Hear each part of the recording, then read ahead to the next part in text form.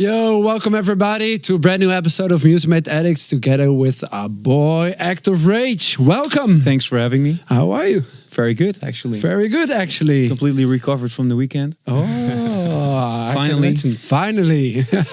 Yeah, we can very well say man of the hour because you're doing a great job at the moment. Just released your album, doing album showcases. Thank you. We're going to dive into that way more in next coming hour and a half.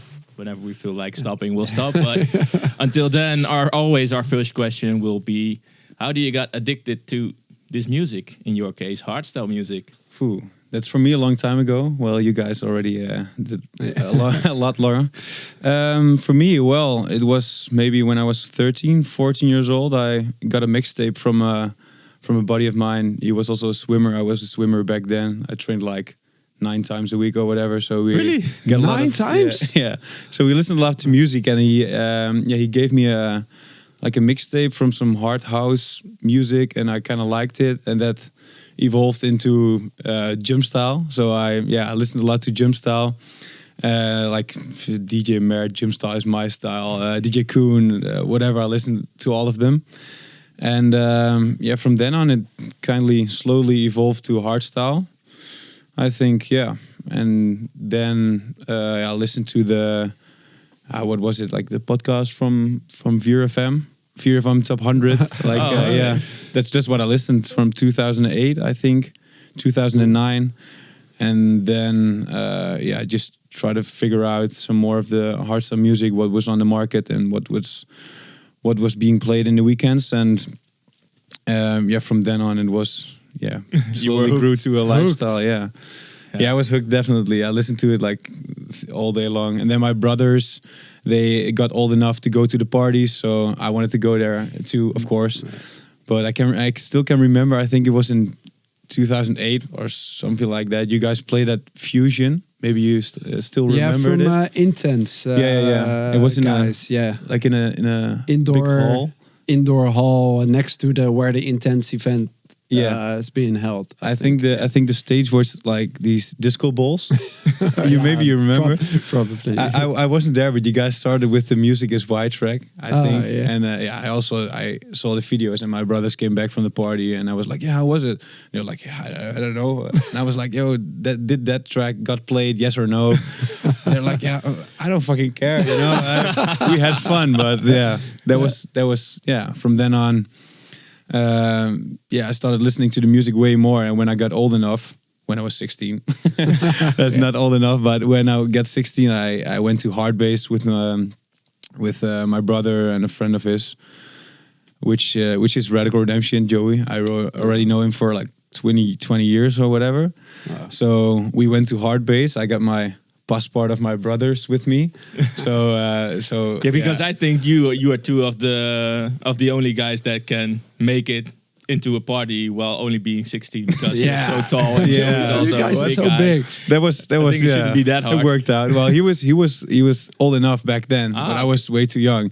So I took the passport of my brother and I went into the line, and just the security guy looked at me and he was looking at the passport like, okay. And he was walking, but I was feeling the joy inside me right then at that moment, but I couldn't like throw it all out. Otherwise, they would know. I would fuck it up. So like 30 meters when I was into the stadium, into the Galro Dome, I was like, fuck, this is gonna be it, you know? Hard bass, I don't know, 2011. Yeah, especially when you're 16, man. Yeah. It was really a big rush. I think you were also 15 I was 15 when I went to my first party. Yeah, I was In Control. Oh yeah, from Q-Dance, and I was 15, but I didn't look big at all. So I was like a really skinny I was guy. 6 years old back then. I was 10. But I remember the first party that you, especially a party that big, you know, you just, the doors are opening and you're like, whoa, what is this? I only see this shit on television or on DVDs back then, you know. I was watching everything. DVDs, of course, yeah. DVDs, it was crazy. So back in the days, so 2011, 2012, there wasn't really a raw scene at that point, right? It was more like a hardstyle scene where there were people making some harder songs and some softer songs, but the real raw became like a thing at I think at 2013 or something. 13, 14. I don't know who was. How did you first grew into that scene? You know, because there was. Yeah, it's pretty simple actually. I just mentioned that I know Radical for already 20 plus years, and we started going to the parties together. We weren't back then DJs or whatever. So and then we started making music, and Joey was starting making music, and I kept on studying, and then I went to Joey's career took off really quickly, as you all know, and then I was going to the parties, to his bookings. For 4 years, I think, and I went to every booking he got. So till the empty shed in Belgium to a full stadium in the Gelredome.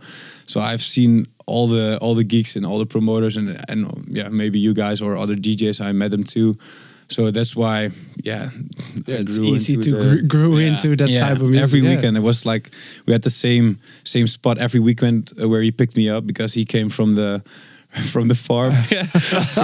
He came from the farm like right next to my house, and I was standing there on the street. He picked me up. We went wherever, I don't know, Germany, Belgium, Holland, every party, doesn't matter. And then he just took me back home, and then I go sleep. And it was like every weekend was the same thing. It was actually the same way we started back in the days as well. I went to a lot of parties with Isaac and Deepak and the Viper.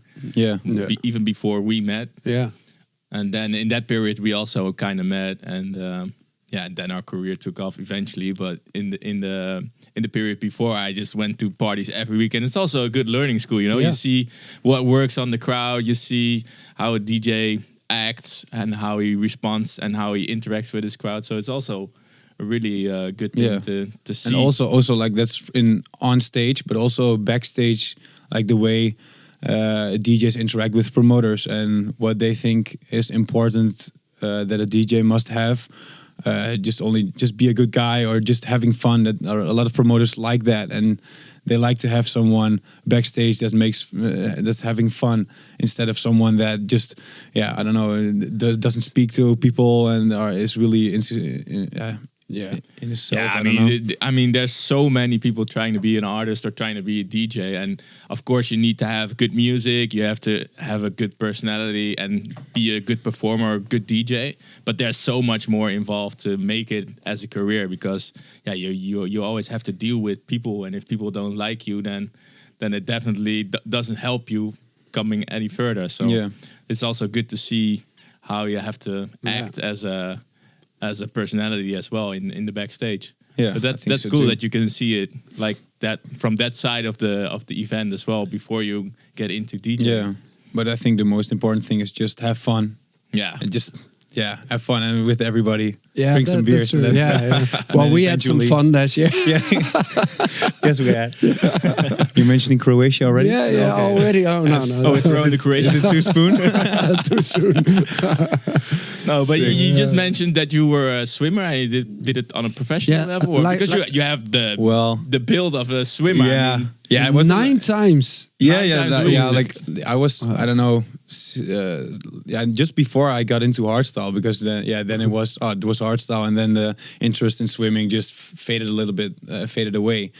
But before then, I was training 9 times a week before school and after school, and did it was not professionally because you cannot really make any money in swimming because it's only the top notch, like the top 10 or whatever from Holland can make money out of that, and I was too young back then. But I did the championships in Holland, and I made it to the spot one time. Yeah. Really? So you're like national champion. Yeah, I was. Yeah. What was your age back then? I think. I really don't know. I can look it up for you, but it was like a 400 meter, 800 meter, and 1500 meter freestyle, and that together. Wow. I took the number one spot. That's even quite hard to make. I mean, but it's not as explosive as like a 50 or 100 meter, but to swim for like 1.5 kilometer long. That's pretty long. Yeah. But that was back then, and then the hardstyle came into my life, and then. The swimming career was going downwards. It's ruining everything. Hardstyle's ruining everybody. But if I can do it again, I would definitely do it.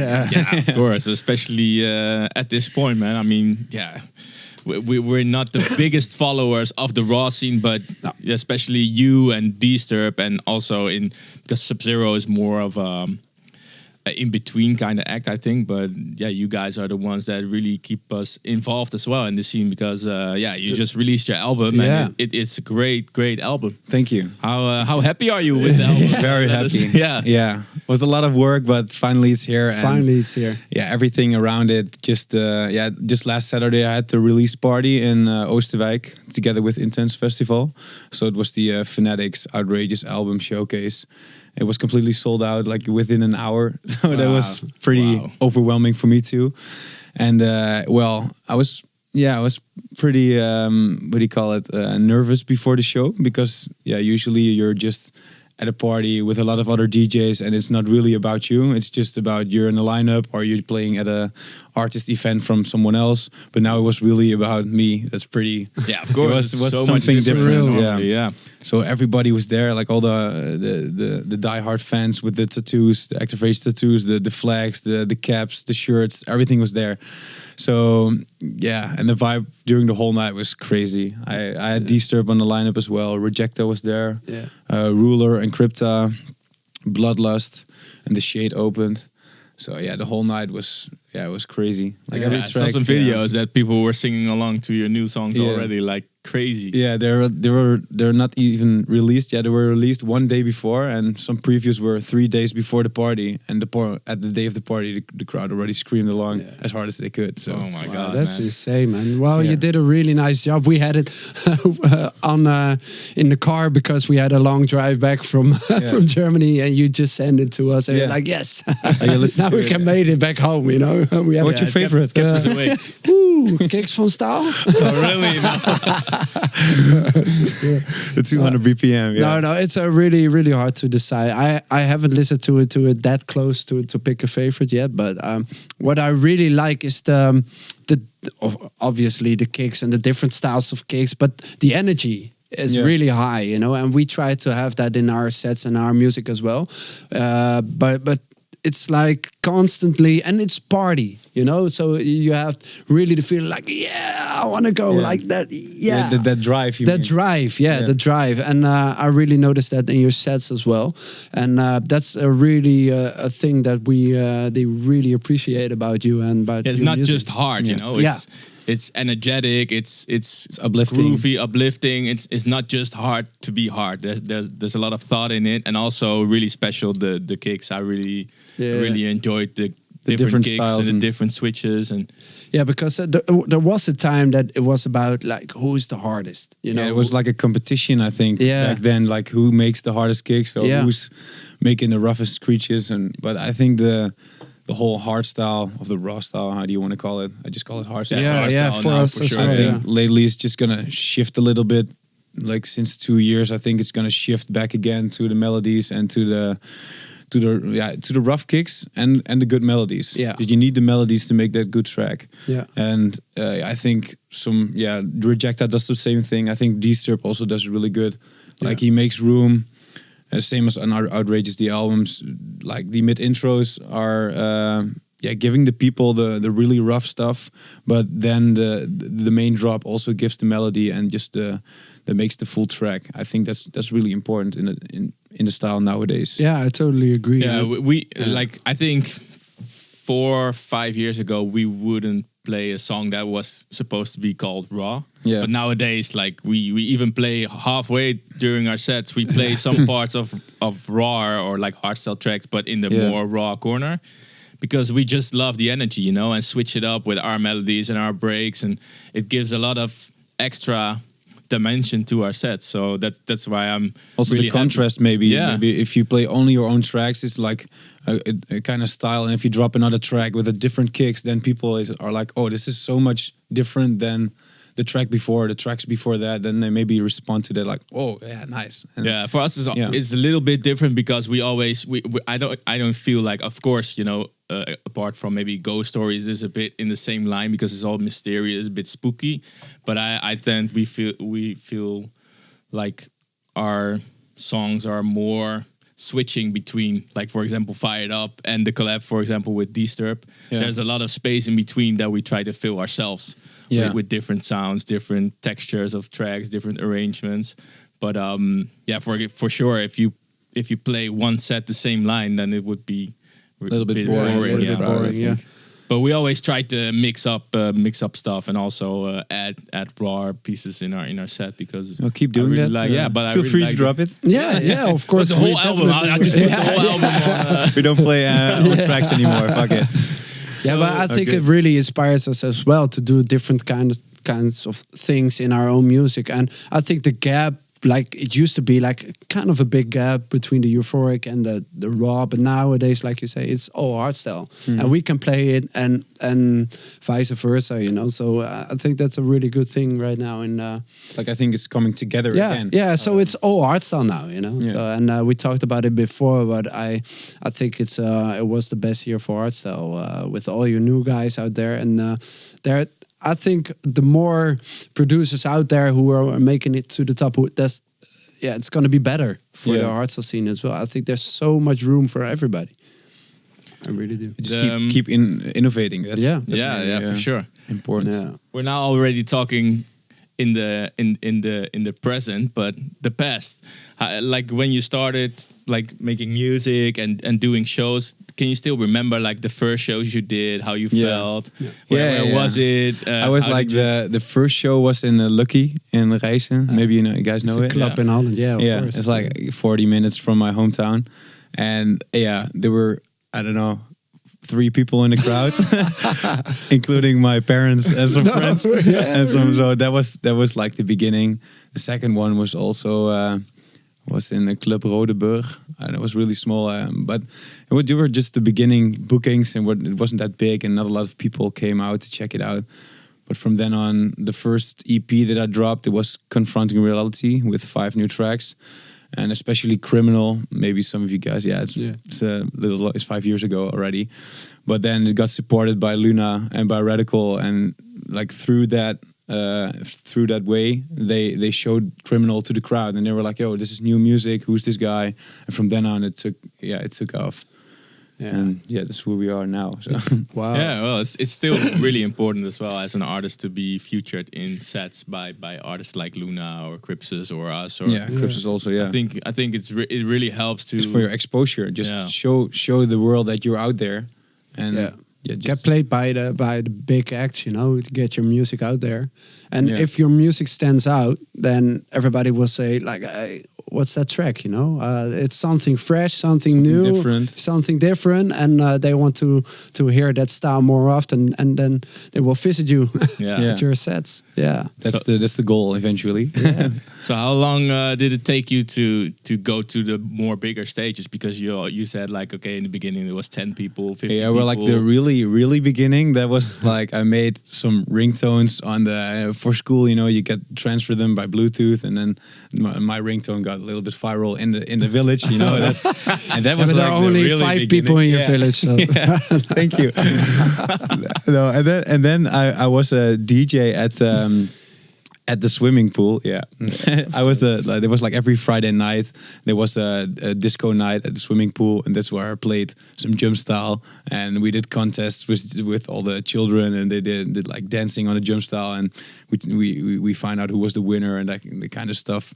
So it was all the time. It was already there, but then to hit the really big stages, I think the first big stage was in 2014. I think Dominator. I was the second DJ there. I think that was the first really big stage. Also, because Art of Dance was interested in me, and they wanted to push me. So they also put me on the lineup of Supremacy in 2014, I think. So that was extremely that big. soon already. Yeah, that was like, yo, you got some new good stuff. Show them what you got, and that was the moment that I have to show the crowd that I can do it. And if that performance had gone wrong, then that was pretty bad. Been hard to come back. I can still remember it like really good. I played from I think 1 till 2, and there was this tower in the crowd, and Minus Militia was taking the show after me, so they were sitting in this tower. And Joey, like Cripsis, Chain Reaction, and Radical Redemption was sitting in this tower, and I was playing my last track. I was playing a mashup between Criminal and Brutal back then, And then Joey said to me, I saw that, and he was really proud of me, but I can still remember it. And then after my set, there came a bridge. A bridge came down from the ceiling, landed on that tower, and then they walked from the bridge to the stage with all the fireworks. And then, I can still remember that moment. That was really important that I get, because I was traveling with Joey all those years. And then he said to me that he was proud of me and it was good. Then I was like, okay, this was good. I can go from here and see where you can build from that moment. It must also be really special to share that moment with, he's pretty much your best friend, right? So Yeah. He's a really good friend, of course, and that because he's in the scene and he makes a lot of good music, and he experienced already what it's gonna be like when you're bigger, and then that's some person like him saying to me like, "I'm proud of you." That's really good. Yeah, I can imagine. And Supremacy is also pretty much the climax of Raw, right? Yeah. Because we never played at Supremacy. No. We've never been there as well. But I hear from so many hard artists. And hard bass, of like, course, is also for Raw. Yeah, it's not anymore because it's done. They stopped. Too bad, actually, in my opinion. Yeah, I really liked hard bass, to be honest. I mean, it's so completely different than Climax. Yeah, which was a good thing, It was more mechanical, more with LED and stuff. So I think they maybe even could have done more with it than in the end they did, because if you go and prepare with artists for like 2-3 months and build content around their shows, then you could have done so much more with all the LED and all the show that's out there. But I still think there's something with the last ones. The last Cubase was really intense, but the last hard bass was. Were you there? Right? No. Oh. I've never played at hard bass. No, maybe that's the reason. Oh, that's the reason why they stopped. No. But maybe we should announce our last show. yeah. Maybe let's see if we can finally sell something out. For the first time ever. For the first time ever, have a sold out show. That would be something. No. What were we talking about before? I don't know.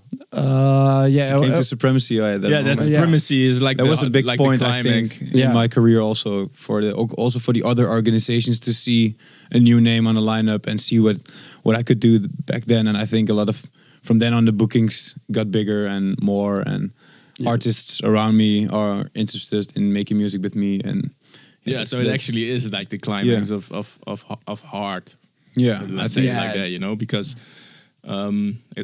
for example, when you play at Climax, your year after is pretty much done. Everybody's looking at, okay, these are the big names that are playing at Climax, and it should be good. Then you have done something for that year, and I think it's the same with Supremacy. Especially if you're kind of new, and you're doing a great job. If your first time at Climax and you're rocking the show, then everybody will be like, all right, he's a lot of eyes legit. are on you. Then, a lot of eyes are on you. That's really as well as important. promoters, as crowds, as other DJs. Because everybody is looking for something new. Always, everybody's looking for the new next big thing, and if you're rocking a stage like that for the first time, like I said, that's really good for your career. Really good, And from there on, what did you do more to come to this point? Did you do, for example, a previous album, or is this your first album? This is the second one. I did Sabotage first in 2017. Which resulted in Let the Games Begin with Disturb. That's a pretty well-known track. I think my best well-known track at the moment. Maybe this album will make some difference in that. And Drugs with Randy also did really good from that album. So that's that one as well. I think those two tracks are also really big for me, for my career, and a lot of people listen to that tracks and you get your name out there. Just spam. Yeah. And from then on, I did some solos, some other collabs with the Minus More crew as well, Brothers in Sound, with the whole crew. So how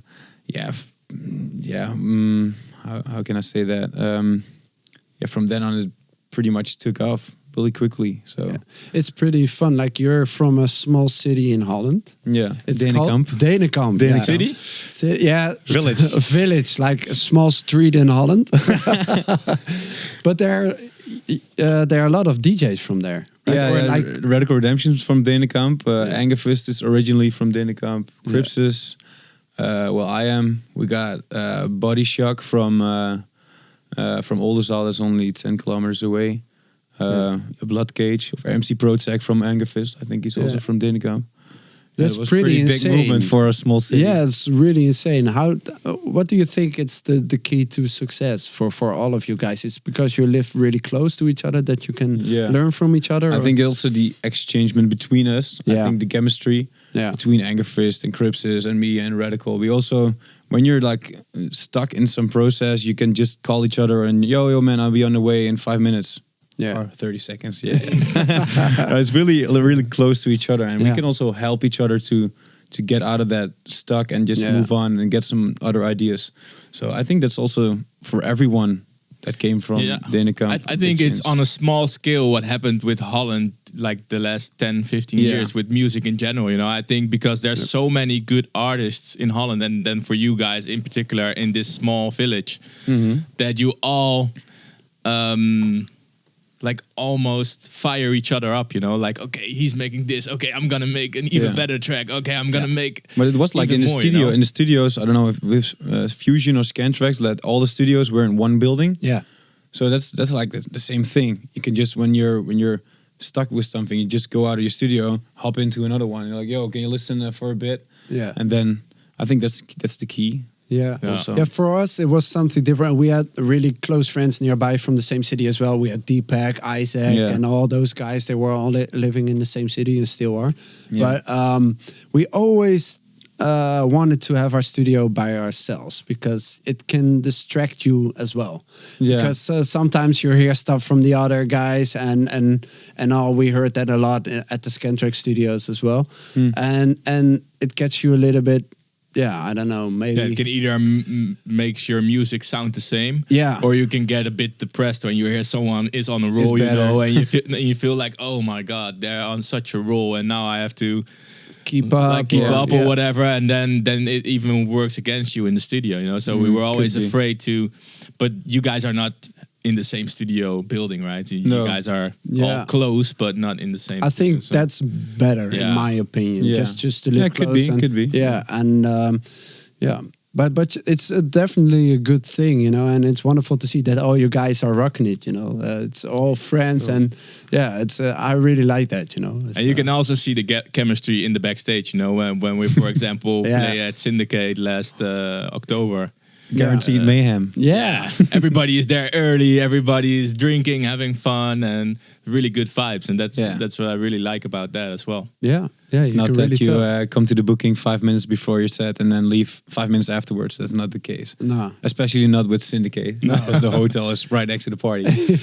So, no, I think that's You can also see it from the boys from Limburg, like Warface, Bloodlust, Killshot, like those guys, Deadly Guns. They all know each other really good. And you see the same chemistry, I think, between them as you see with us. So we always tried to stay for a while, but for example on Syndicate we just came from China and we had to go straight back because we needed some well-deserved sleep. We had like 4 shows in the week before and we landed on that Saturday morning, so we really had to go, but the atmosphere in the backstage was really good. Nice. And the crowd as well. It's a really cool. I really love that location as well. It's kind of underground, you know, but the sound is so loud. Yeah. Stadium. And the people. Yeah. And the people are crazy too. Yeah, it's too bad there's not really a hardstyle party in that stadium, you know, in that ring. Oh yeah. Because the hardstyle area is in that like blocky kind of thing, but that stadium is so insane. It looks insane. It really does. I really hope Art of Dance will throw a hardstyle party there once. Who knows? That would be nice. Yeah, do it. So like you said, Let the Games Begin was also really a big hit for you. Yes. I really think it's special that you have like a small hook in a mid intro that gets screamed by so many people. I think I never heard that before. It's insane when you guys play that song out and you just hear everybody click, click, boo. Yeah, it always, but it's already 2 years plus old. Yeah, so, and it still works like shit. Like, I don't know. It keeps on going. Yeah. Well, we had something similar with the Shivers. It still works. Yeah, that's true. But that's pretty crazy. Like, that's pretty... especially on a dance floor. People, if it comes on, we already have like 4 edits out of the track. Yeah. But it doesn't matter. Doesn't People matter. still like it. Yeah, Yeah, but that's don't stop playing. That's Yeah. something that sometimes is a bit upsetting for hardstyle. You know, I think nowadays it's getting better. Also because we try to stretch a release, because you know when you release it, then people feel it's like old or something. Yeah. So we try to like extend the build up until we release the song, because I know everything about that. if you release a song quite soon, then it feels like It's already out there. yeah, it's over for the song, you know. And some songs are made for different periods and stuff. So, for example, last year with World Renowned, we played on the first time on DEFCON and then released it in March the year after. So, because you want it to be still relevant at summer festivals and stuff. it's But- more but like what's a festival track compared to like the darker indoor kind indoor of vibe, events. you know? Yeah, What is like the best time you can stretch a track or an album, or it's really a it's so different compared to each track. We tried different things. We also tried to release just a track which we'd never played before, and You tried it? yeah, How we was did. it? Mwah. Bad. Yeah, it didn't do, but it's so hard to tell. Was it the thing of the promotion, or was it the track itself, or was it? You can really tell, you know. But No. but what I can tell is that if we play a track a couple of months and it's in a live set, for example, or It's getting on a hyped. live stream, it's getting hyped up. That really does work. Yeah, You know, in my opinion, that's also the best choice you can Yeah. do. Like I did the same thing with the album. I maybe stretched it a little bit too long, but yeah, like people are like, "Yo, stop teasing us and start releasing." Yeah. Stop teasing, start releasing. That was the somebody commented that. Should make But a I track think out it's- of that. yeah. or t-shirt. T-shirt. Stop release.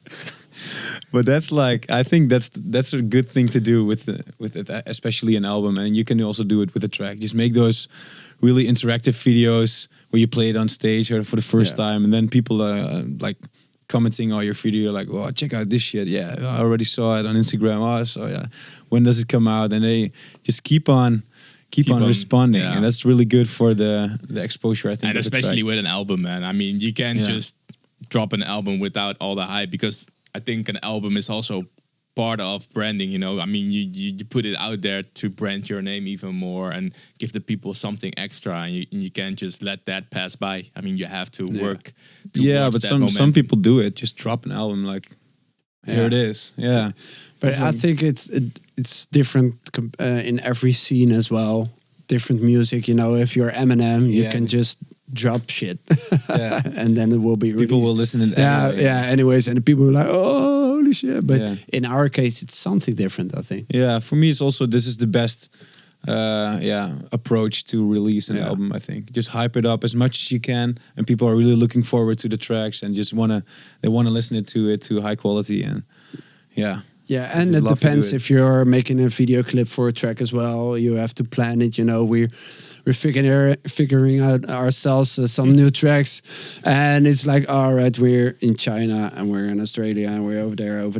Oh, we don't have any time. We have studio time. Oh, when do we have to record a video clip? We don't have any time. So it's all conflicting. And when you make like collaborations or stuff, you also have to get in account the release schedule of the artist you work with. So it's sometimes it just takes time because there's no other option, but also sometimes you just want to stretch it even more and more. Because do you also get a lot of these questions, like private messages that people say like, "Oh, release this, when is this coming out?" It's like all the time. insane. The whole day long you get these messages from people. And it's also cool because they're really looking forward to a release, but sometimes you feel like, oh, I'll just announce a date on socials and you will see it. But yeah, it's cool to see that, and that's also part of the thing you're doing, right? Like try to hype it and try to get the people warm to your. It's like towards social release. media is, I think, a really big thing for me, and I try to do it as good as I can. So also with all I mean, the you're doing a videos. really good job.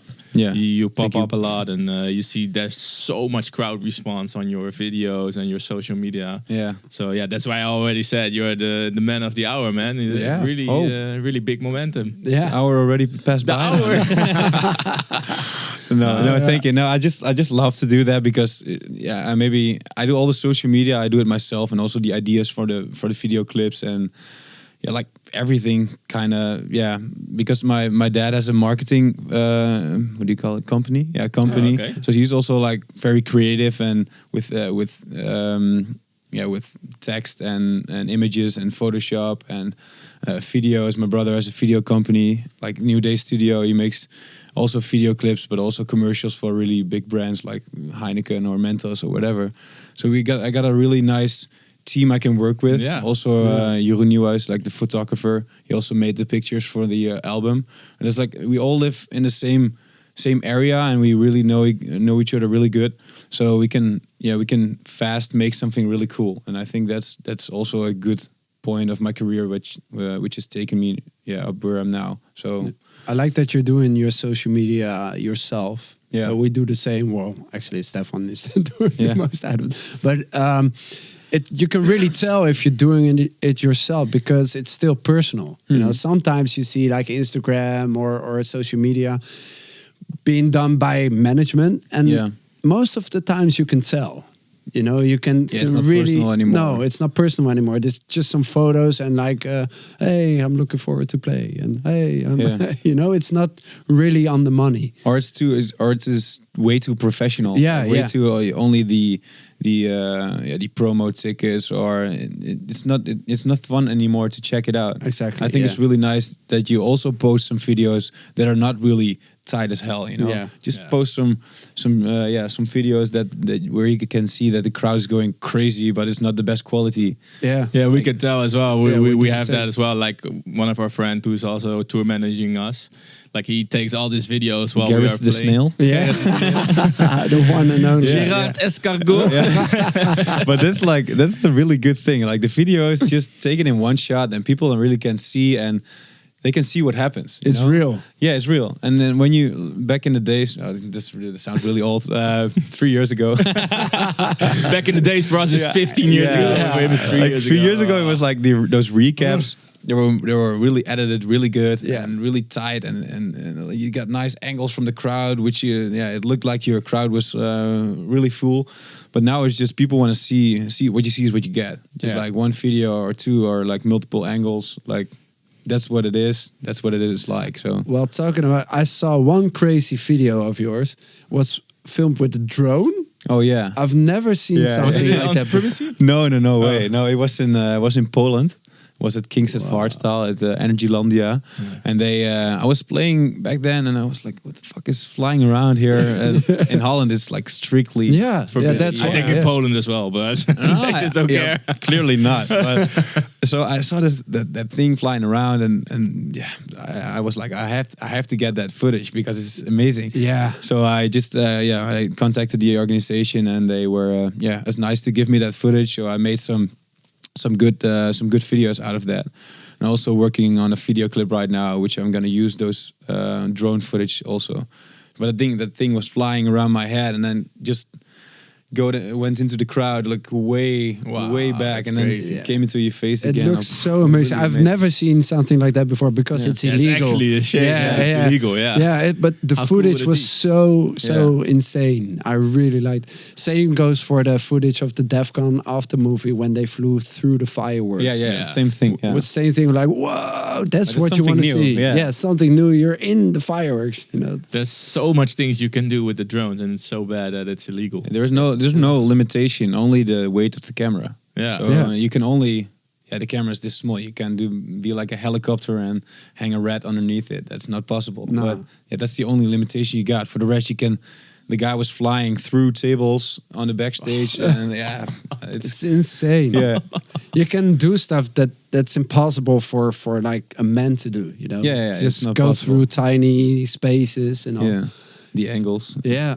So I'm gonna use that footage. I think the balance between like cool footage or like really nice and well done editing and nice video images, and the combination together with like this raw footage is really working for the people. You know, it's cool to see just the normal footage, but also nice to have like a short after movie of a show. So I think that if you balance that right, then that's the best way to do it. Yeah.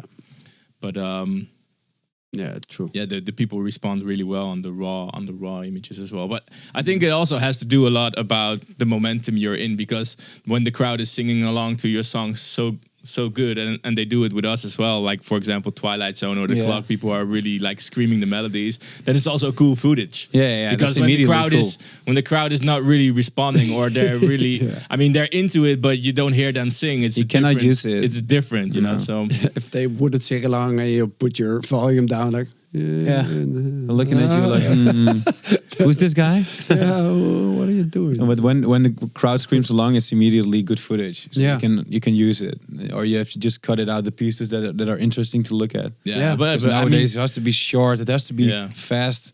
The people are only like watching 1 second, and they're like, "Oh, am I gonna watch this, or am I gonna scroll down?" So but we still have to visualize that this is special, you know, because it's not every song or every artist having that much songs that they sing along to. It's like it's quite special. So that's also cool. Yeah, we talked about it before. Like it's sometimes you're in such a high, and when does it end? You know, it's almost impossible to keep rising. Like the growth of your career. Yeah. At some point, it just has to stagnate or just go a little bit down and just go up again. I think there's nobody in the whole world that just keeps on growing every day. I don't think that's possible. But just try as hard as you can. Enjoy the ride. And I think it's a good thing, you know, if you're a little bit. We had the same. We talked about it before when we did the house stuff and all. Our career went a little bit like this, and then I think we stepped up. We learned. We kept on growing, but it was as persons and as producers, you know, not career wise, or maybe we did, but not as popularity. Money wise. No, we didn't really make more money when we did house. You know, it's not at all. I think. No, it was just. I think also because we did a little bit less shows, because you have to build a name in house. And of course, the fees were higher, but in the end, you know, it's pretty much the same. But it wasn't also for the money. I mean, we just really needed it at that point in our career. It's so difficult. I mean, you've been saying it like for 5 or 6 years you're in the scene now, but there comes a point that you feel like you've done it all and seen it all, and like, how do I keep evolving myself, you know? And that was the point that we got into, like, okay, are we gonna find this evolution of ourselves here in Hardstyle, or are we gonna try to open up and find our ways through different music? And that's what we tried. And then we learned so much from that period. And I think that is also part of the success we have today, you know, just because we learned so much and had that bird's eye view on the scene, that we really went back to the core when we went back into the studio for Antidote, you know. It's just, you really need that vision from outside sometimes to see what you're doing and know where you have to go. Yeah, and you got to really appreciate the shows you're doing and the crowd you have and the dedication the fans have. You know, it's really, if you're always appreciate that. It's really important to keep that in mind. You know, don't take it for granted. Yeah, don't take it for granted at all. You know, it's something beautiful, something special that we're doing, and if you're just thankful, then everything is fine. You know, it doesn't matter what happens. You know, it's just enjoy the ride and. Yeah, I mean, I also saw this video yesterday from Headhunter saying pretty much the same, where he was saying he would stop promoting for DJ Mag and not really going into that whole thing anymore. That he also said, like, okay, I've always thought that I have to reach more and more higher goals, but when people ask me now, like, what do you want to reach? And then he says, well, I pretty much reached it all. I just want to enjoy this scene and the appreciation of the hardstyle scene, you know. And if it grows, it grows naturally. But it's not something I am really ambitious about, you know, because the hardstyle scene is so beautiful already. And that's what we also saw when we went outside of the hardstyle scene. Like, you always think the grass is greener somewhere else, but then you really get to appreciate the hardstyle scene and the people that are in our scene, making it this beautiful, you know, that you don't really want to search for more anymore. Just being so happy with how it is already, and just evolve yourself and make the people happy. And I think that's the biggest ambition you can have, you know. Be happy yourself and enjoy where you at, instead of always looking further.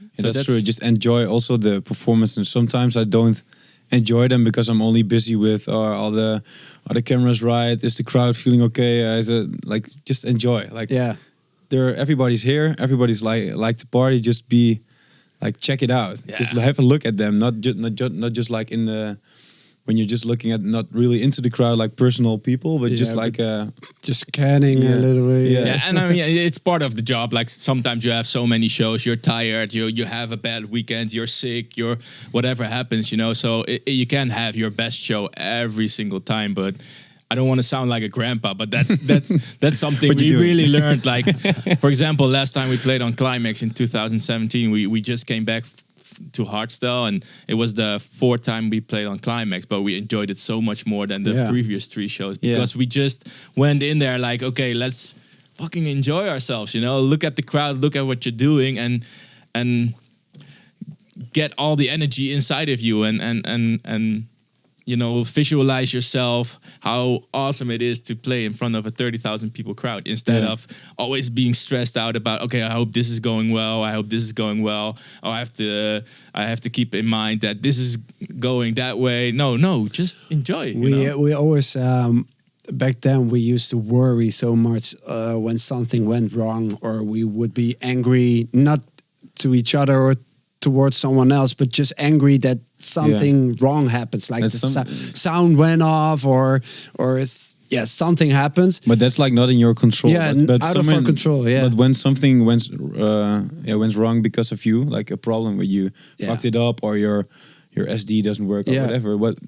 Let's not talk about it. It's not working. No, but it's also, we used to be really angry about that. But sometimes, you can make a mistake, you know. We always say to each other, well, it is what it is. What can we do about it, you know? So it happens. You can be like, fuck, for a minute. But after that, it's... I've got that. Like I visualize my performance, for example, at Supremacy or whatever, in one way. Like the way I want to do it, and it has to be it have to go like that, and if it doesn't go like that, I'm really disappointed. But not because the performance was bad. No, the performance was okay, it was just fine, but it's just because in my head I have an idea to just roll it out like that, and then something came up, like I don't know, some track doesn't work, or the I don't know, name it. The age. I think we just learned we had to through age, you know, like getting older, you just accept more and more that things don't always go as planned, and that things going wrong doesn't mean it's not right. Like it's not right maybe in your point of view, but the people enjoy still, and they don't always have an idea of what's going to happen, you know? Like for example, with Ghost Stories, there were so many things going wrong in some of the shows, but the people are still saying like, oh my God, this is the most amazing show I've ever seen. But for you, it feels like, oh yeah, stuff went wrong. We didn't give the people yet the show that they have to experience, but everybody's already so happy. So it's not wrong. It's like it's different. It feels like the way wrong you for you, it but in your it's head. not wrong for the people. I think it's also because we strive for perfection. It makes us stand out of the rest, you know. It's a curse and a blessing, you know, because it's really when we're in the I think we don't compromise when we're in the studio. So we strive for the best, and there's nothing more you can do. It has to be the best for that moment, you know. So when there's a mistake in the track, we don't say fuck it, you know. We're gonna release it, you know. But when we play, you know, it's different. But luckily, well, we had a few bad. I mean, you learn through these stuff, you know. So like, we had a few bad things. We had a little. Let's not talk about that. Let's talk about. No, but this is all like based on the future, and I'm really curious to hear. Like, okay, this weekend you have your sold out show as well in Zwolle. Yes. So, what are your future plans? What are your goals that you will try to achieve in the next coming years? Yeah, well, right now, just last Saturday was the sold out show, and now this weekend again. That's pretty crazy for me as it is right now. It's like, I had never have dreamed about that, but it's going to happen. But for the future, let's have a look. Maybe a bigger one solo artist event. Yeah, it could be. I'm just gonna keep on doing what I'm doing right now and see where it ends. I'm not really like I want to get into the DJ Mag. I want to play that. I want to play that. Of course, it would be really nice to play the DEF CON main stage one time. That is a dream of every boy, I think. Yeah. And I wanted to play hard bass really, really bad. Yeah. Well, maybe next year. I don't know what they're. I don't know gonna what do, but it was like. Hard bass was really, because also when that was the first party, actually the big party I visited when I was young. So I really wanted to play there, and I really thought that it was possible last year. You know, I was like, this year could be, or definitely the upcoming edition, which is not going to happen, of course. But that was really a thing. Yeah. And so when I heard hard bass was quitting, I was like, nah. It was really maybe next year. I was very big chance that if this year hard bass was going to happen, that they would definitely for sure play, put you in the lineup. Yeah, but there's I was like, okay, little disappointment, but there's enough to reach. You know, like when you look at for example, Disturb, he can do the DEF CON main stage, and Warface can do it, and Radical can do it. Yeah. So if they can do it, why can't I? You know? Yeah, so, of course. And don't be too too hysteric about it, or that you want it too soon. And I'm like, when it comes, it comes. That's really nice. And when it doesn't, yeah. To be fair, I think the blue stage on the Saturday for DEF CON is also really massive. True. Like especially for your music, I mean, thank you. No, but I don't want to say you're not so main big stage for that artist, noise. But like when you're a raw or a hard artist, you know, I mean, it's all hardstyle, but it's more the raw side of hardstyle, and that's where the blue area is for. And there's so many dedicated people. While on the main stage, there's also just people coming for the main stage. Yeah, they come to one hardstyle party. Maybe I think maybe the energy in the blue is even that could more crazy. I had the same thing when I played last year at Intense Festival. I did 2 shows. Like Saturday, I played at the Phonetics. It was a second stage or the third stage, and then I played the Sunday. I played the main stage, but the Saturday was so completely packed. The whole area was. Yeah, the people were standing on the side, and the vibe was insane. Like the main stage Sunday was really cool, but it wasn't better than the Saturday. While the Saturday was on the third stage. But I don't care about that. No, I rather have a smaller audience and that they go but wild. Is it that much smaller? I don't know if the blue stage, I mean a packed blue stage or a half-packed DEF CON main stage, I don't know if the difference is really, really big. True. And when it's packed, the blue stage, then you really have that. But it's also it's also the name, of course. Of course, I think to tick the box of playing at the DEF CON. But I'm playing. Talking about future plans and performances, I'm playing the Ziggo Dome at Epic this year. Oh, so nice. Yeah. What is it called? Epic. Yeah. I don't even know Epic how it's called. New Year's Eve. New Year's Eve. New Year's Eve. Yeah. Happy ending. So that's gonna be fun. I play a solo set from 50 minutes, and then afterwards I go 30 minutes with Sefa. Kicks on style. Yeah, let's see what we can do there. It should be fun. Yeah, exciting combination. And, for the rest, this Saturday is the album showcase, of course, in Zwolle. Radical Redemption event is coming up the 2nd of November again. The Brotherhood of Brutality. Got a lot of things going on in France. For the rest, what do I have more? I just had a look, but exciting things. Yeah, there's a lot to come. Yeah, especially. But is it the first time you play at Ziggo Dome?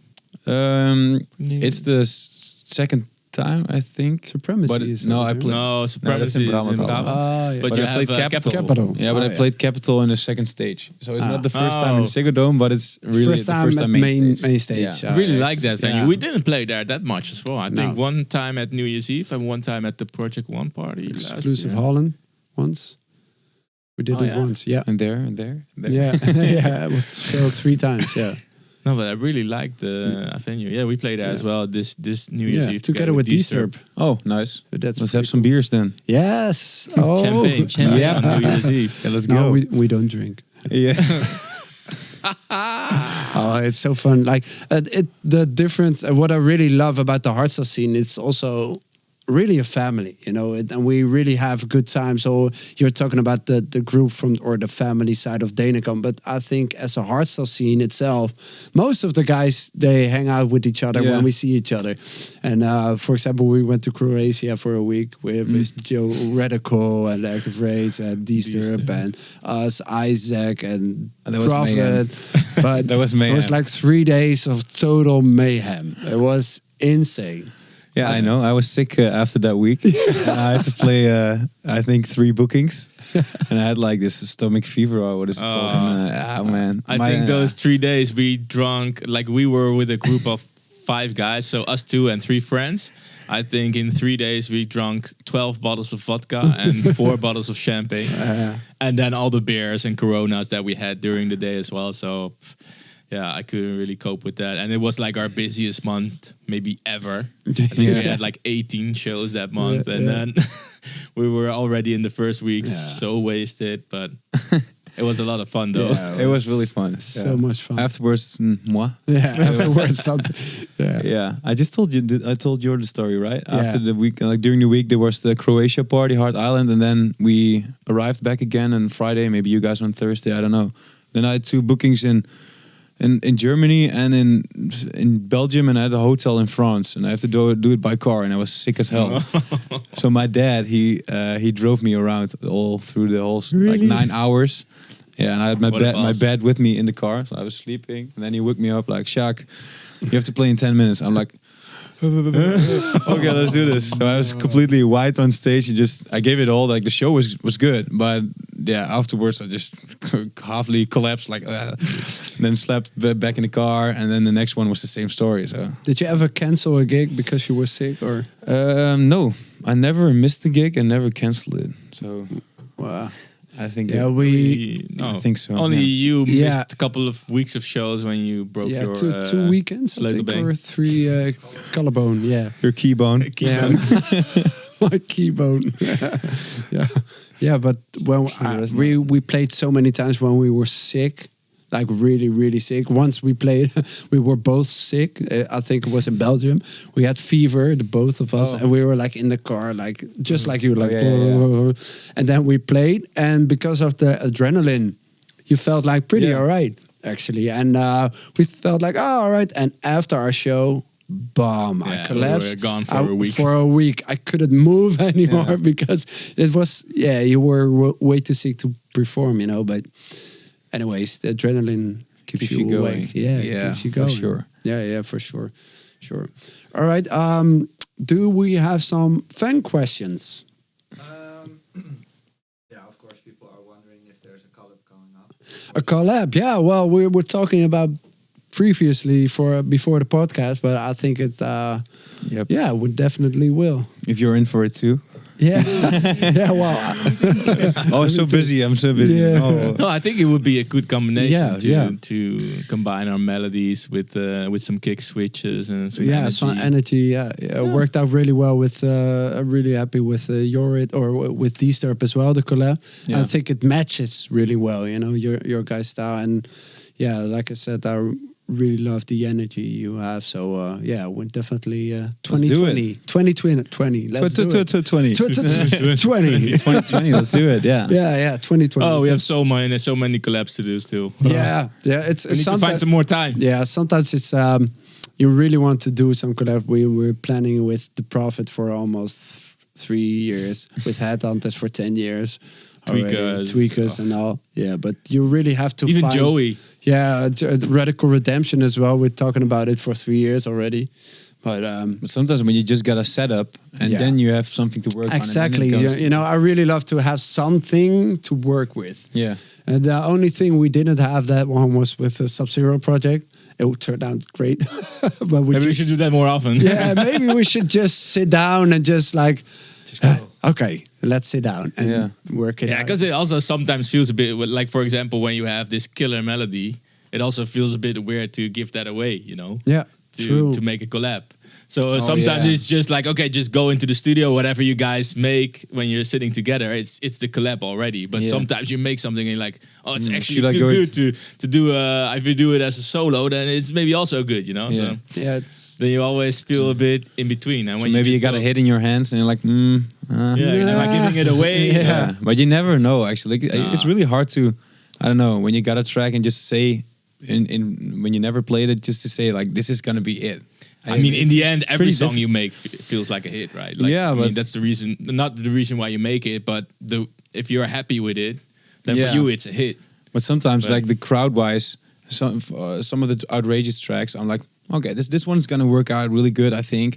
And for example, Can't Take This, I was like, oh, this is a really good track, but I don't know if the crowd's gonna feel it. And then I played it, and they're like screaming the melody and screaming the vocals. And I'm like, whoa, this is something unexpectedly. Reaction from sometimes it's unexpected. We have the same with Gave You My Love with the melody. It's pretty hard melody of or Promised Land to sing. It's like da da da da da. It's like a stutter in it actually, and they were screaming along like, okay, we didn't expect that at all, you know.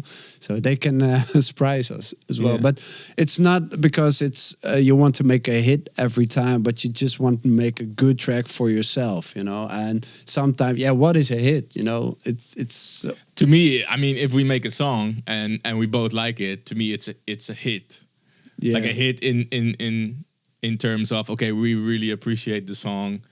It's good enough for to listen to, and but for it's the always crowd. nice when the crowd reacts to it. Yeah, it's always. I mean, in the end, nice. the crowd decides if it's a hit. You know. Yeah. But I think most of the times you can already tell, like, okay, the people can really easily sing along to this, or the concept is really appealing for our Hardstyle audience, you know. I mean, he was asking questions. Huh? I already forgot. No problem. No problem. Yeah, we're always just rambling around, talking around. Yeah, he asks us one thing and we completely ignore his question. Half hour later. Somebody's asking if there's any ACTOFRAGE shows coming up in Australia. Well, I cannot say anything about that, but I got a show pretty soon. I don't know if it's in Australia, but it's really far away, and it's a little bit south. But if there's gonna happen anything soon, then you can check it out on my socials for sure. So when it's out there, you can see it on my Instagram or Facebook.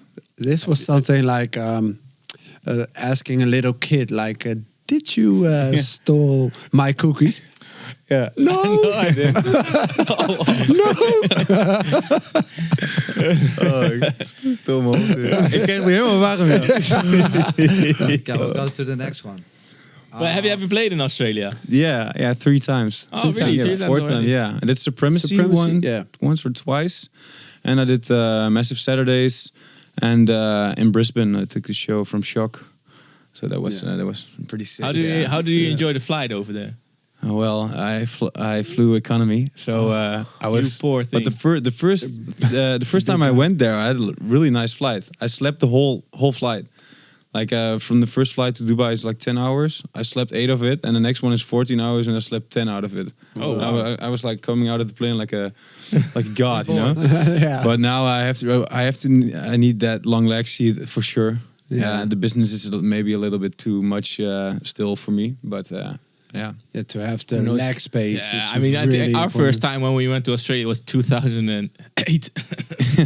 1796. 20 years ago. Then you could still smoke in yeah, pretty much. Yeah, you can go into the cabin, you know. They were still running on coals. No, but we also had that the first time we flew economy as well, and we are also quite long guys, and we said to each other, okay, we're gonna take a lot of shows in before, you know. So we had like 3 shows a day before, didn't sleep, straight away to the airport. We took some Xanax, and we were like, okay, we're gonna sleep as kings, you know. The first flight was to Malaysia, so it was 11 hours, and we're like, perfect, okay. Took the Xanax, then we were sitting there, 45 minutes.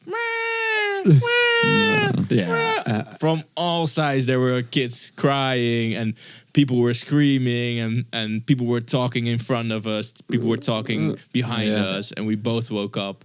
And then our bodies couldn't even move because of the Xanax. And we were so tired, but we couldn't sleep because of all the noise. And we were like, oh, this is gonna take us forever. Yeah, that was hell. And it was. I just wear so- earplugs and then silent. What do you call it? Yeah, but Headphone? Yeah, they, in these times Yeah. they didn't even have Yeah, earplugs. in 1845 they didn't have My friends, they didn't didn't even even have have iPhones earplugs. back then.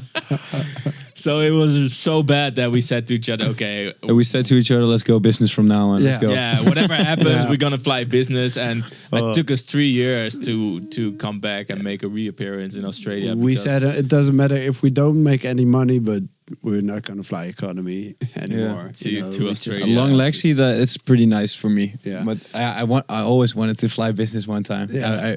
I think Why if you're you- gonna do it once, then you're like, Hey, I never they- want to they- go they- back. wasted, yeah, yeah. then you're screwed. Yeah. After you flew business once, then you're like, oh no. So if you can wait, just wait. Yeah, I'll we wait. waited for a really, really, long time. really long time. Yeah, we didn't flew business for 10 years or something. But I think you kind of feel at that point where it's no longer good enough, like not good enough, but you feel like you really need that extra space. I think that moment you feel when that moment's there. Yeah, you but know? it was also because it really I really can't sleep when I'm flying economy or something, you know. And when we fly business, we can sleep, and the day after we can actually work. We go are to going to the show, studio, you know. So do a show, yeah, or go to or the do a studio. show, yeah. But when we're back home and when we fly a lot, you know, I think 80% of our gigs, especially during the winter months, it's all outside of our own country. So we fly every week or a couple of times a week. Yeah. Then when we're at home and you fly business from long flights, you know, in Europe we don't care, you know, it's all 2-hour flights. But for longer flights, it's really important because if we fly economy, I really have 2 days to recover from that. Yeah. At home, you know, I have to sleep at home. I really can't. You just feel broken. Yeah, I feel really tired, and It's the a time really is bad life. It's a really. I can imagine the not sleeping in economy. But If we would just fly once every 3 months, it Doesn't doesn't matter. really matter, you No. know. But if you fly Constantly, 2-3 times yeah. a month overseas, then you just at one point have to say, okay, listen, it's more worth than money to just go into the studio after your flight and just make new songs, you know. Because Yeah. in the end that gets you further. So at that point we just said, okay, listen, whenever we can, we just when fly you got the business. room, yeah. yeah. But it's I think the first 5-6 years of a career we didn't do any business class flights. So I have 1 year. Yeah, 1 year left. Let's go. 1 year Yeah, left. I mean, Let's go. at the pace you're at now, then What is your goal in your career? Yeah, flying business. Flying- What is Fly my- business class. flying business? Yeah, no, but- Going by boat. Yeah. All right. Next one. You were talking about it earlier. About how do you prepare your live sets? My live sets, like ACTOFRAGE live, you mean? Yeah. I'll just a lot of the preparations go on at home or in the studio. So the thing I do with ACTOFRAGE live is like mashing up everything I got. So from vocals till build-ups till drops, I just try to mash it all up in one big mix of 30 minutes. I also did the same thing when I did the live set with Disturb at Masters of Hardcore. We did I saw it in my system. It was like ACTOFRAGE Disturb live. I was like, what's that? this? You know? So I called him. And I'm like, yo, what the fuck are we gonna do? I'm like, yeah, let's mash some shit up. So I took all the tracks of Disturb and all my tracks together and all the vocals, and it's just one big chaos mashup of 1.5 hours. And the crowd were like, they haven't heard something like that before. So there was like the Mean Machine back then, afterwards Drop 'Em Down. So it's a really big contrast in drops in the original drop and the drop that came live. So everybody was screaming and they don't know what to expect. It was 1/2 an hour of what's Element gonna of happen. surprise. Yeah. So and then the same thing is gonna be happening this December at Shockers as well. We're gonna do a 45-minute live set, ACTOFRAGE Disturbed live. So it's not a surprise anymore now. No, it's already online. So, and so much work. Yeah, it's a lot of work. Yeah, but the fans really they loved it. Yeah, so, I can think imagine. It's really worth it. And every live set takes a lot of time and a lot of preparation. But I think it's definitely worth it. So so it stands out, from your regular DJ set. So you definitely. really have a different vibe to it. Yeah. We didn't do much Deep Local and Estefan live sets, but the ones we did, we put like 3 weeks of preparation in it, like make different edits of songs and mash them all together. But it's so much time. Yeah, it's like in Ghost Stars is also live. Ghost Stars, but that takes a lot of preparation as well. And I think that's why we're only doing it a few times a year, because we really, if we have a show, maybe it differs a little bit, but most of the shows are kind of the same vibe, because it takes so much time to prepare for a live set like that. But it really stands out compared to a regular D Block and Estefan set. And I think that's the most important. If we just gonna play all the Ghost Stories tracks and say it's live, it doesn't really. Now we have fit. Live singing, and we have all the LED and the visuals, all, and I got the same thing. Like I wear the white hoodie, that's also part of the promo in front of the set, and it's like one good big idea, picture. White hoodie. Yeah. I was in front of you guys. Thank you. We took it from you. Yeah, we took it from you. Yeah. So no, ACTOFRAGE live. Yeah, it's something different than I usually do. So cool. And especially with D-Strip, that's crazy. Yeah. So we still have to think something about this December, but I think it's gonna be all right. Did you also made a new collab with D-Strip for that? Or? No, not yet. No, I was planning to do one new one with him for the album, but he was really busy, and me too. So we were like, let's do it next year or whatever. Our schedules allow it. Yeah. So Cool. But it definitely it's gonna happen again, of course. Yeah. Let the games begin 2.0. The games have begun. Yeah. Boo boo click Boo boo click click. Boo, boo, click, Boo, click. click. So no, it's gonna be all right. Okay. All right. How do you see your relationship with your fans? I think it's really intense or really close. Like almost every show, after every show, I go for pictures and write my autographs on flags and shirts. But it's becoming crazier and crazier lately. Like the last year it's going exponential for my feeling. Also I think the interaction online is going more next level. Like from tens of comments to hundreds to sometimes thousands. That's crazy. But you also see it in the crowd, and they really expect me to come for photos, because if I don't do it, they're like, usually he's always here. Only last time at the album event party, I did a few photos on the right side of the stage, but then I already saw a lot of people coming. I'm like, it's not possible to go on a photo with the whole crowd, like literally 800 people. I'm like, So, but most of the times when I'm at festivals, I just walk around on the festival fields or on the parties. You can also probably see me at Climax on the dance floor. I just make photos everywhere I can. But sometimes it's just a little bit too much. Yeah. And I think you guys can also... Yeah, we try to do the same, to have pictures with everybody. But sometimes you can't do it anymore. No. And it's always that point that you're like, oh, I really have to go now. And that person who's waiting, there's always that one person. Yeah, and like, just me, and like, okay. But there's always one more, Yeah. Sometimes you just have to go to another party or whatever. Yeah, exactly. It's really not possible. Sometimes I say it through the microphone, like, I'm sorry, guys, I really have to leave, otherwise I'll be late. Yeah. So it's not gonna work out. Yeah. And I was. For the rest, I try to do as much as possible. Yeah.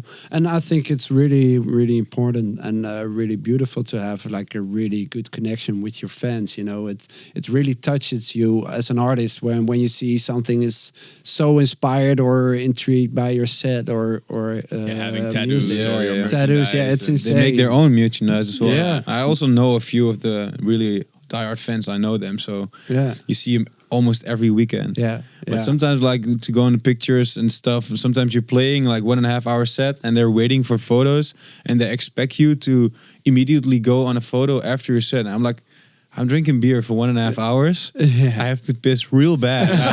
And they're like getting angry, like, why are you not going on a picture, man? I'm like screaming, I have to piss first. And I'm like, come on, you Give can me 5 minutes. Yeah, give me 5 minutes to just to piss. But the party wash my also hands and go. continues, you know. So that's the other thing. Like they're waiting there and they want to continue partying after, and Yeah. they have to wait longer. So it's also a bit for us, you know, like when we come off stage, especially when it's like a warm club, you know, you've been sweating for 1.5 hours. You just want to calm down a bit, drink a little bit of water, talk to the people from the backstage, and then come over to make photos. But it's always this point where you're like, oh yeah, but they're already waiting. You don't want them to wait too long. It's And I another wanted to shirt. do it, Piss yeah. first, photo later. Maybe you should wear a shirt like that. Everybody would understand. But Joey, like Radical, he made one time that shirt. He was at Rebirth Festival and he was like, please no photos, I'm partying. Or something Really? like that. Yeah. Oh, when he was kind in of the worked crowd. out. Yeah. Yeah? Oh yeah. But then back then, like, a lot of pictures, a lot of people wanted to take a picture with him. Yeah. And he made that T-shirt and it worked pretty fine. And then one time he dressed up like a one suit. Oh really? Like with the hat. And then it went really well for 2.5 hours. Yeah, because and people then knew. and then people were looking at some strange guy in a one suit. I don't know how to call it. And then they saw me next to him and my brother and all his friends. And they knew it was ready. They're like, there's something happening right here. So and it was done. But and he's got a really big. he's huge. He's huge. He's got a bit. We don't go into the crowd that often. It's just almost impossible. Like I can still remember when we played at Climax. Oh no, when it was last year when we made a guest appearance in Sub-Zero Project show where we did the Darkest Hour, and then we wanted to go to the front of house, just to have a talk with the guys from Q Dance. And we didn't have the right credentials to go into that front of house area. So we had to wait in front of the security until someone would get us. And it took like 5 minutes. And in that 5 minutes, there was like a big group of people surrounding us, like wanting to have photos. And sometimes you don't even feel safe anymore. You're like, oh my God, these people are all pressing a lot. Like really want to come close. And they're all afraid that they miss out on the photo. So they come even closer, and you just feel like, oh. It's often when like usually there's nothing wrong with walking to the crowd, but when one guy is taking a photo, then it's like everybody's and like, then it's like so it's like an effect in the crowd. He's over here.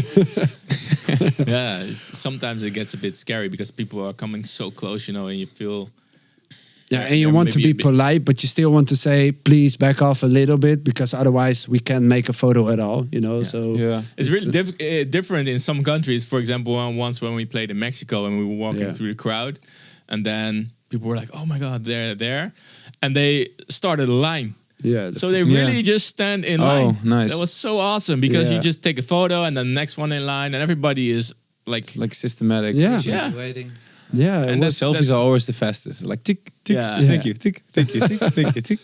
That's sometimes also when you take photos that people come and then there's a photographer, he takes a photo and then like, oh, also selfie, and then they have a Samsung. Face ID doesn't work, and they have to pick the code. Face ID doesn't work. And then they have like I don't know what kind of phone, a Nokia. No one knows how it works, and then they put their phone away, and then it's like, oh yeah, autograph on the shirt, and then you have to sign the shirt as well. Pen doesn't work. Oh shit! And you see all these people waiting, and like, oh no. But I try to make a lot of like most of pictures as possible. Yeah, I mean that's what we also try to do. At one point, it's enough, but until then, we just try to do photos with everyone. You know, I'm not till that point yet. So we did it on breaking records. on Impact. We had like a meet and greet area set up.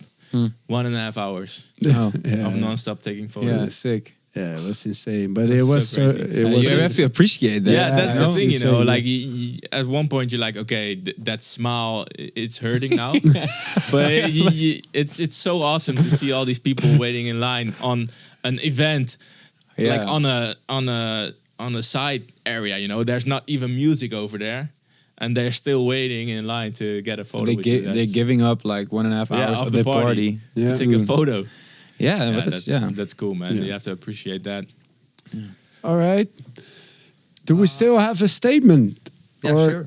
Yeah, we always Or have more questions, Yeah, or- or more questions. Yeah, whatever. Yeah, I think a last cool question to ask for Jacques. What's the big difference between the Outrageous album and the first album you did? Yeah, I think this one is more accessible for people. Is that even a word? Yeah, I think so. Like more toegankelijk. Yeah, Yeah, accessible. More, like more people.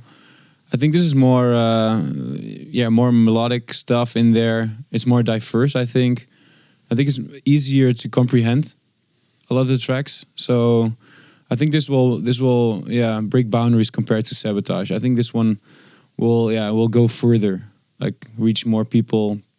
So I think that's the biggest difference between Sabotage and Outrageous.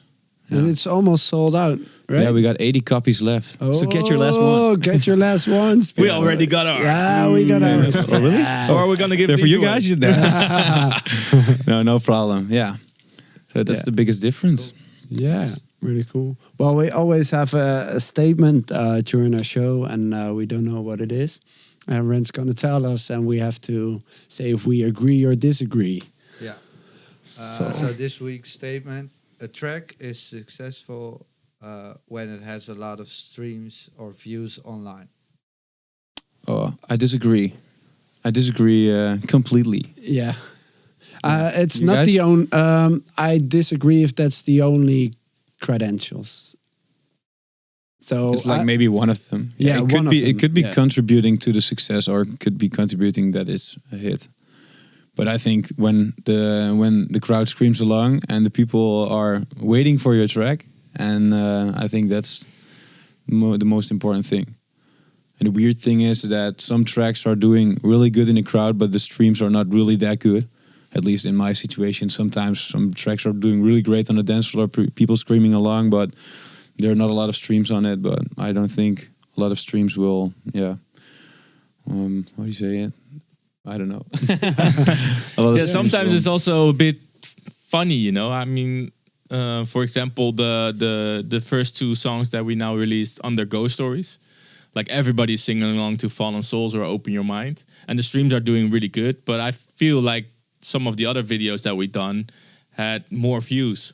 But to see the crowd response and how everybody's reacting to the songs is really big. So it's not always saying something. It could also be a thing because of there's a lot of things in the back end of YouTube or Spotify or Facebook or Instagram is working sometimes against you because of how do you call these algorithm stuff, you know, that sometimes it feels like they really squeeze a release and sometimes it really opens up on a weird way that you have no idea how it happened.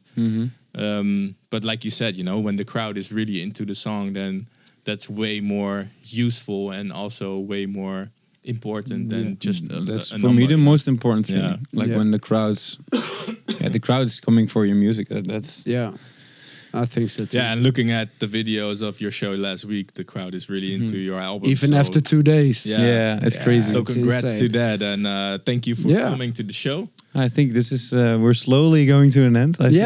Well, yeah. Thanks we're for gonna having wrap me, this yeah. up. Yeah, thanks for coming, and once again, congratulations with your album, and Thank you. we will see you in 2020 over here as well. Oh, who knows? Who knows? Yeah, But no then problem. behind the scenes. Behind the video. scenes in the studio. Yeah, Yes. yeah. All right, thank you guys for tuning in. This was another episode of Made Addictz, and see you next time. Bye. See you next time. Music made